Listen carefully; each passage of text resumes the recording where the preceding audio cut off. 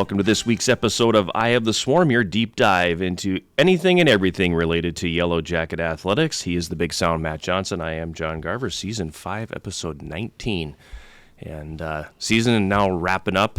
Yeah. Calendar has flipped officially into May, so we know we're on borrowed time here as far as the 23-24 athletic year goes. Yeah, and what a year it's been. Record-setting year for UWS. We'll talk more about that, of course, here in a few moments. But, all the spring teams now are on their way to or almost on their way now to their respective conference championships. So, a lot happening here over the next about week and a half or so here, and we'll have some teams that have already raised some hardware. Another couple of teams are looking for some hardware.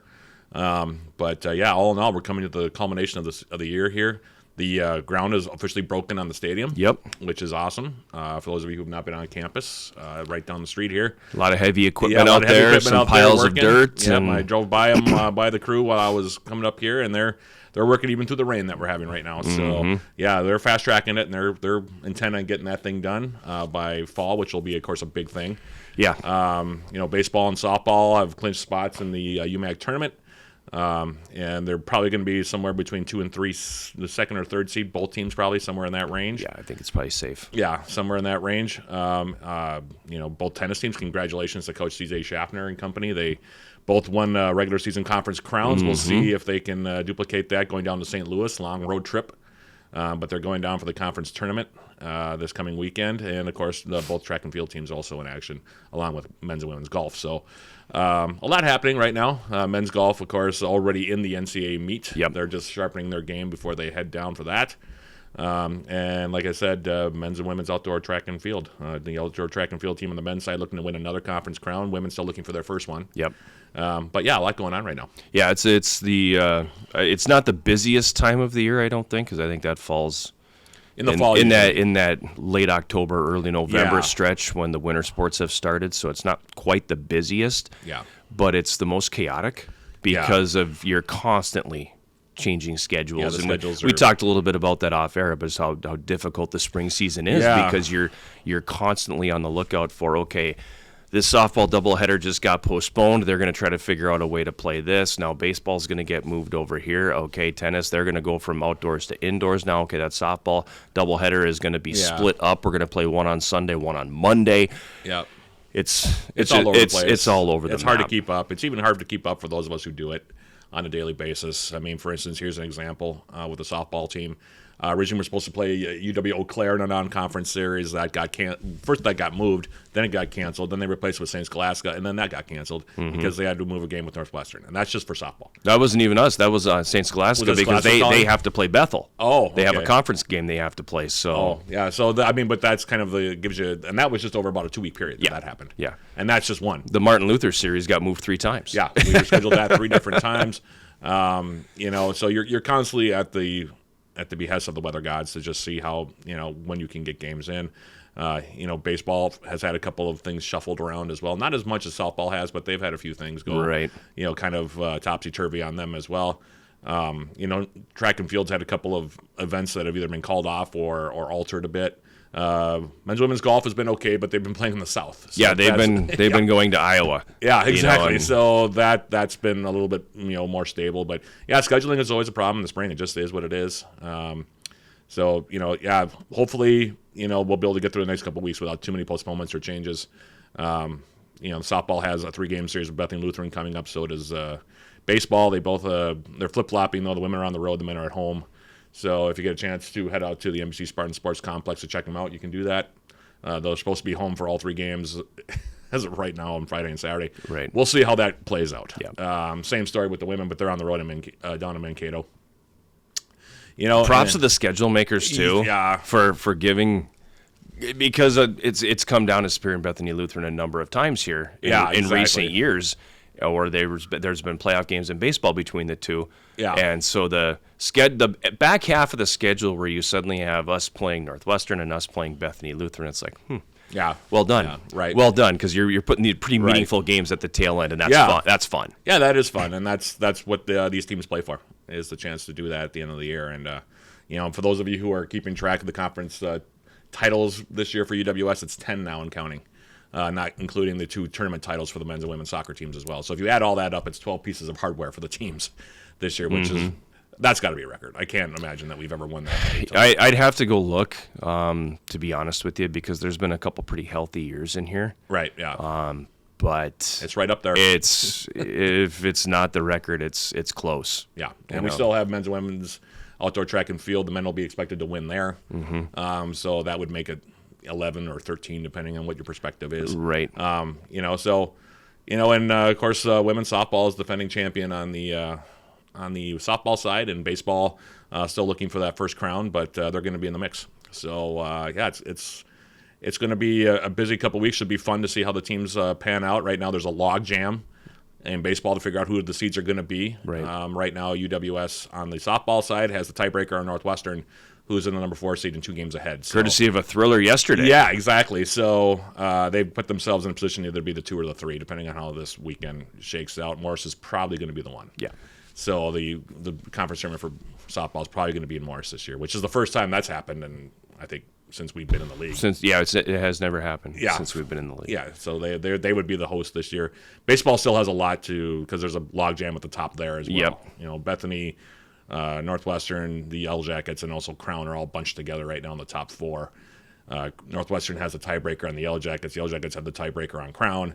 And then Northwestern has a tiebreaker on Bethany. So it's and then we have Bethany this weekend. We have Bethany now you're getting down into the 3s and the 4s and the criteria. Before we figure it out. We know who the 4 teams are going to be. We just don't know who's going to be playing whom yet. Right. But we'll figure that out after this weekend. And we also have exciting news on the women's hockey scene. Bree Simon, former Hamlin standout, to say the least, has been hired as the new women's hockey coach. And congratulations to her. She'll be replacing Dan Laughlin, who stepped down after getting 300 wins in his final season as the Yellow Jacket head coach. So she'll be reporting to campus in the next week or so. She'll have a press conference coming up, I think, a week from yesterday, right? Yeah, on Tuesday. Yeah. So, it's exciting times. I mean, the stadium is still being built, so, there's a lot of things in motion. There's a lot of good stuff happening here. Yeah. There really is. And, I always probably get accused of being the homer a little bit on some of this stuff, but the reality of it is we've enjoyed a really good run of success in a lot of different ways over the last 7 or 8 years. Yeah. And it's been building for a while. And this year is no exception. And now it's branched out into some other stuff. When you start talking about a stadium being built, you start talking about being able to hire somebody like a Bree Simon, who's one of the most decorated college hockey players ever. Yep. And her all-time record on the coaching staff she's been on is like 85 and 25. Yeah, she's the all-time leading scorer at Hamlin. She won the National Player of the Year award her junior year. She's a Hamlin. 3-time All-American. 3-time All-American. I mean, her she was the assistant. She's the assistant coach on the team that finished second in the nation this year. At Elmira. Yep. So and was a coach at Gentry Academy, which is a powerhouse. Factory. Yeah. So. Yeah, her credentials are very high, so she comes with some serious background, and it'll be fun to see what she can do. Yeah, I'm excited to see her get her hands dirty here, and absolutely, and see what she does with that program. We'll have her on the show probably not till next fall. Right. That'll be a season 6 offering for us. That's just a preview. We'll have that coming up. Yeah. But it's exciting. It's exciting finally especially for the women's hockey players to know now they have a coach. Yep. So and they'll get a chance to meet her next week as well. So. It's gonna be it's a fun time right now. It's a busy time. There's a lot going on. There's a lot of things in motion. But we're coming to the culmination of the year, as hard as it is to believe. It went by in a flash. It did. It always does. They get faster every year. Yeah, exactly. They really do. Yeah, they do. They do, definitely. With that, though, touching on success, you mentioned earlier, banners going up for men's and women's tennis, and they are getting prepared as we speak to hop on a bus and head their way south to St. Louis for the conference championships. But before they depart, we will steal head coach CeeJay Schaffner for a few minutes and have him come in and talk a little bit about the 23-24 campaign to date, and hopefully we are going to be adding a few more dates to that as well following this conference tournament. So we're going to take a time out. When we come back, we will have a conversation with Yellow Jacket head tennis coach CeeJay Schaffner. You are watching Eye of the Swarm. Find your passion.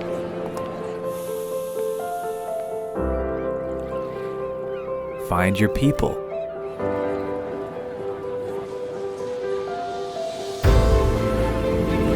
Find your purpose.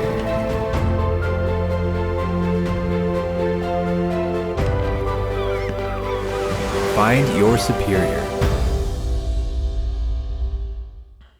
We're back on the roundtable segment of this week's Eye of the Swarm, and we are pleased to be joined by CeeJay Schaffner, the head tennis coach here at UW Superior, who over the last couple of weeks claims not one, but 2 conference championships. So big congratulations to you, Coach. And Thank you. I know we're kind of up against it because as we record this on Wednesday, you're about to board a bus and head down to St. Louis for the conference championships. So let's just kind of split it up a little bit here and talk about your women's team, talk about your men's team, talk a little bit about what you expect out of this tournament coming up here. But pretty cool moment on Saturday to see the women get their time in the sun. Yeah, that was the kind of the best moment of the year so far. I mean, we put in so much work the last 2-3 weeks and, of course, all season, but everything just kind of came to fruition there at the end, and perfect timing for everything, and it just was really good, really awesome moment. Those are the moments that, you remember forever, and, the first time in program history, and, they get to raise a banner, which is really cool for them to just look back on forever. Yeah, it's going to be cool when they come in the fall, and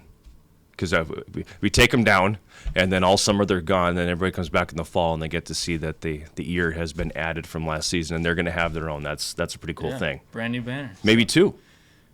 Maybe 2, because you get a second one if you win the tournament here. You get a second one. Yeah, so we had you on earlier in the year. You were here, and you had Brooke with you, and I feel like expectations were a bit tempered at that time, and you were in your non-conference at that time, and I think had just come back from playing Bethel, and the feeling was, well, we didn't really expect to win that. We have a lot of young players there. The expectations seemed kind of tempered. What point did you go, we don't really have to temper expectations here? This group is capable of more than maybe we were giving them credit for early. Yeah, actually, though, we still have run with this idea of no expectations, just love and kindness, and so regardless of the point in the season, we've just been saying, hey, no expectations today, let's just go play and see what we can do, and if we win, we win. If we don't, we go back to the drawing board and prepare for the next one. So we really try to keep those expectations out of it and just do our best. So yeah, I know it's then I guess the more fair question is, at what point did you go, this group is capable of doing this? I knew the whole time that we had the chance, right? Like I knew that the talent was there. It was just a matter of getting the people going in the right direction, getting everybody, going in the right direction. So, just the moment we were able to kind of take down Northwestern was the moment I'm like, okay, this is what we're doing here is working. And so, I guess if I had to pinpoint one piece of it, but at the same time, we knew going into the following weekend that, the job wasn't finished. Now we're at a point where we got a target on our backs, which is not something that we were ever, experiencing before. So we still had work to do, and we were still young. So you never know who's going to show up day to day when you're a young team. So going into that final match versus Morris, I still think they're an underrated squad. So we were not taking anything for granted and just taking it point by point. And then they go and win 8-1. That's the way you got to do it, though. You can't take it for granted. You can't expect to just walk out there and win. So you can have that desire and that that dog that you're going to go out there and do it, but at the same time, you got to respect the opponent. So I thought you guys covered it pretty well just there. I'm trying to think of things that I can add to that to this conversation. For me, it was definitely, I think, the win over Northwestern. Glenn Drexler, I'm going to bring his track and field teams in with a little bit here, just because for a long time, the men's track and field teams have been the class of the conference for many years, and the women have been trying to get to that point. And with you guys, it's sort of similar in a way, because the men now are expected to compete every year for a North Division title and for a chance to go to the NCAA tournament. But the women have been sort of building for this moment, right? They've been trying to, feel like they've been kind of pushing a little bit. And it was really, really cool to see when Glenn's team finally got over the hump for the first time last year on the indoor, and now they've won it 2 years in a row, to see how much that meant to them. And I know for a fact that your team on the women's side is one of the hardest working teams on this campus. They are always in there hitting the ball. Mm-hmm. And, to see that all that hard work pay off, I'm just going to go ahead and say that, as an editorial comment, that it's just really cool to see good things happen to people who do it the right way, where they work hard for it and they finally get the reward at the end. But I think that was probably because you and I, John, we had talked, and because of the ITAs, the performance there, in the fall season as well, your performances there, we thought, okay, he's got a nice little squad here on the women's side. We're going to see where they go, and we thought, are they going to be able to hang with Northwestern? We weren't really sure, I mean, the men obviously were the preseason favorite, like they usually are. But the women, it was kind of a question as to whether they're going to get over the hump and be able to beat that Northwestern team, because Northwestern's been the class of the conference on the women's side for a while now. Mm-hmm. And then, you go down there and you get that 6-3 win, which was a huge win. And now all of a sudden you control your own destiny from there, because now you just win out. If you win the rest of your conference matches, you're going to be the champs. Did the mindset at all switch for the girls after that? I mean, did the ladies switch their mindset after they saw that they had beaten Northwestern, realized they had beaten them, and then that their destiny was in their hands as far as getting that first conference title? I mean, did you feel that at all? Yeah. So after we beat Northwestern, we sat down together, and I actually played. I'm a big Bucks fan, so I played.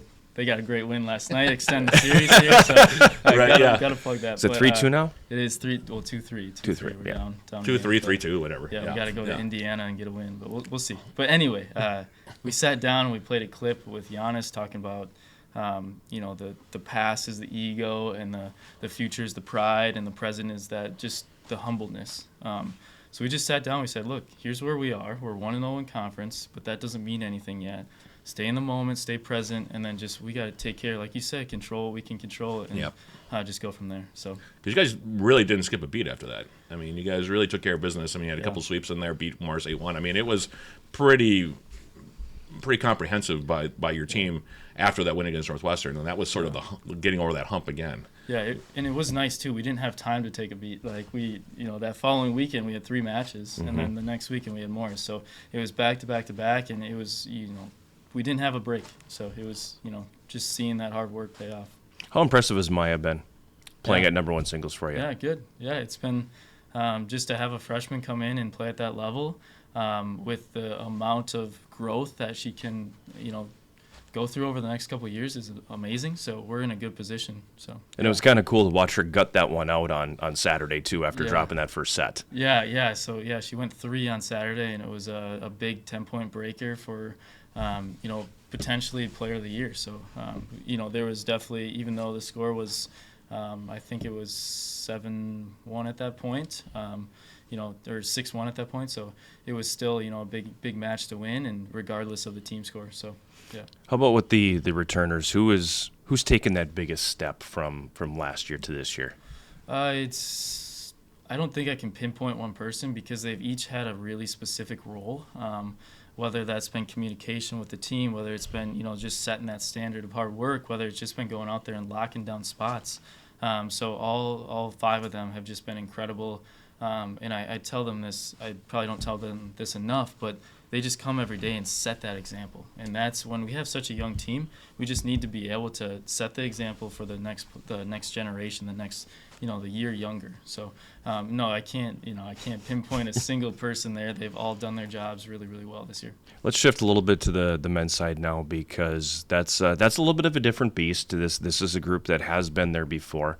I think safe to say that group probably does have some expectations. How in your eyes, how have they handled all of that this year? Because this is a little different schedule that you put together for them this year. Yeah, they've handled it well. It's been a challenging year, like up and down all year. And thankfully, we're headed in the right direction going into the most important weekend of the year. So, it's been tough, but they also you can say going into this weekend that we're battle tested, and we've done the best we can to prepare, and we've prepared better this year than we did last year. So what more can you do at this point? Like, hay's in the barn, just go have some fun. So.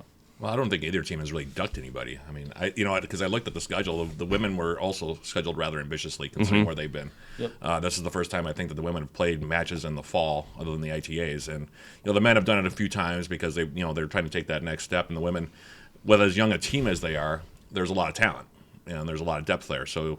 You tested both teams pretty handily in your non-conference, and both teams came out of there with some really nice wins and some confidence, didn't they? Yeah, and in two, if you don't pick up the team win this year, it's a lot of times you're playing the same team year after year. So it's just setting up the future for them and just making sure they've seen that level, so that next year when they got a little more experience, and the year after when they have more experience, then you're talking about jumping into the regional rankings as a team, as individuals, as doubles, singles. So it's just being able to see that level and move forward with that.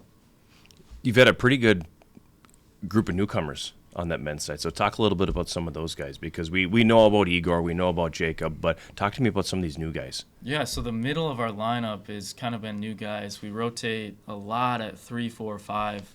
And that's just kind of the way that freshmen are. It's like up and down. So whoever's got the hot hand, they're probably playing 3.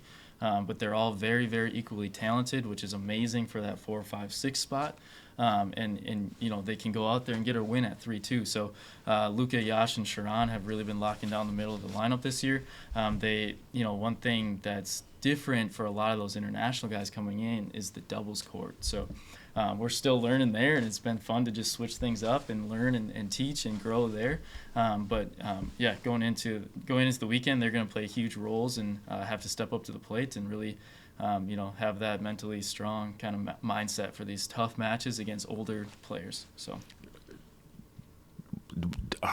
doubles court, what do you mean? Are they different? So, it's a different court here than it is somewhere else? Sorry, I just meant like a singles court versus a doubles court, like the strategy of it within it. So a lot of times I literally thought he was talking about the surface. Yeah, that's what I thought too. I thought did the line change or something that I was not aware of? Same court across the world besides the surfaces, obviously, but same dimensions. But just coming from a lot of those international countries play singles, singles, singles, singles. Germany is one of the major exceptions where they play a lot of club matches, doubles and singles. So Maya's got some experience there coming in. But most of our Brazilian guys, or even our guys from India, they played a lot of singles coming in. So they're a little bit lost to start on the doubles court, and just the growth that they've had has been incredible. You touched on the women's side about Maya potentially being a candidate for Player of the Year. Do you think Sharon's in that mix on the men's side? I think Northwestern has it locked down. We'll see. Stewie at the one spot at Northwestern beat everybody this year, and he's a good player, so he deserves it. We'll see what the coaches vote. So yeah. So you're heading into the conference championships this weekend, and kind of it's different. It's different. You're going to St. Louis, and it's the first time or second year of that split with the UMAC in the North Division, the SLIAC in the South Division. Talk to me a little bit about that, and good, bad, indifferent. How do you feel about that? It's there's pros and cons, of course. There's pros and cons. So like last year was great in Minneapolis at Baseline. They came up to us. It was a great tournament, and now we go down to St. Louis, and the schedule has us playing outside. So these last couple of days, do we train outside? Do we train inside? Because the weather doesn't look great. Whereas with Baseline, you kind of know, like, all right, this is going to be an indoor tournament. So that there's that challenge within it. There's a challenge of, the weather is going to be a lot different. So there's a few different things that we can't control that, you don't put the team focus on that, but it's things logistically that the coaches are just battling that decision-making process of how we handle the preparation, and of course if we continue with this partnership, we're going to get better at that. So I'm eager to see just the building on that. The other nice thing is, like, those teams are good, it's gonna be a challenge, and sometimes the sweeter the challenge, the sweeter the victory. So hopefully we can still just kind of take it to them down there and just do what we got to do. There's nothing we can change, right? So it's just play the team in front of you and see what you can do. I remember last year when you came back from the conference tournament, you said you kind of looked at me and just said, we definitely got to get better, because that team that we played in Greenville was really, really good. Yep. Do you feel you've taken those steps with the roster build, with your non-conference scheduling? Do you feel you're there? Of course. So, we've definitely taken that step. Is that step enough? Who knows, right? But we've taken a step forward, and that's all that we can do. That's all we can control. And now you just got to go compete, got to go battle. And this year we got Greenville on day one in the semis. So Principia took the 1 seed down there. So if we advance, we played Northwestern and Principia on Saturday. So it's just a matter of just going and competing. Greenville, Principia are both talented in different spots. It's going to be a battle each day if we are lucky enough to advance. Yeah, I mean, I wish I could add more. Again, you guys are covering it pretty well here. We've talked about the men, what the expectations are for the men. What are you hoping for from the women going down there now? Yeah, no expectations. No expectations, of course.